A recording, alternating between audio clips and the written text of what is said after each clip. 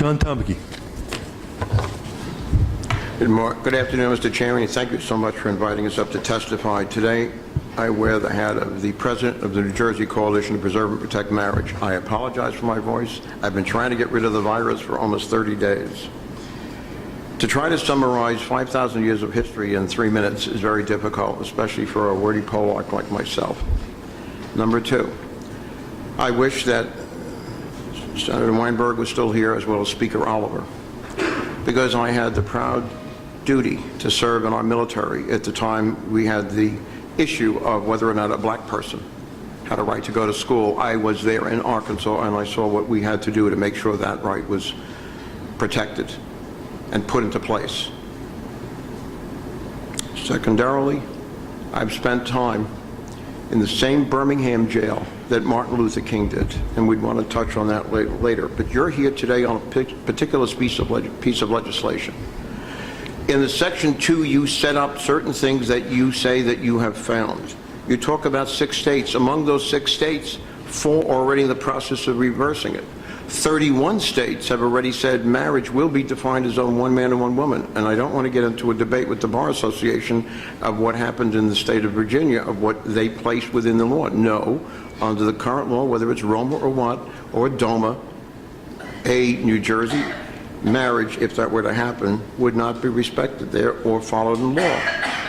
Also, you talk about Lewis versus Harris. I suggest you read Andrew Brock's article in the Harvard Law Review. We talked about Harvard before, where they discussed the whole history of the gay rights movement, and particularly when they discussed Lewis versus Harris, where it was delineated in his article that the case may have been thrown under the bus by the Attorney General's office. We have testified about that before.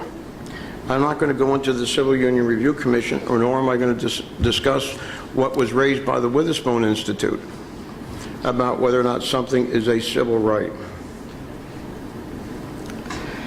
We talked about Harvard before. I suggest you take the time to read the work of Peter and Sorokin in Harvard, the founder of American sociology, that he talked about what is the foundation of a culture. It is marriage, a union of one man and one woman. But I'd like to close in something I told to Julian Bond in this same room a long time ago when they quoted Martin Luther King. It is from his letter from a Birmingham jail. And he questioned and posited what was a law, what's a just law and what is an unjust law. And he's a Baptist. And actually he says there are 2 types of laws, just and unjust. I would agree with St. Augustine that an unjust law is no law at all. How do you know what is a just law? A just law is a man-made law that squares with the law of God. That's his statement. Many times people have raised Martin Luther King. I was glad to stand to try to fight for a person's inherent right to vote as a citizen. But something about a civil right, as whether or not a characteristic is immutable, is a discussion for another day.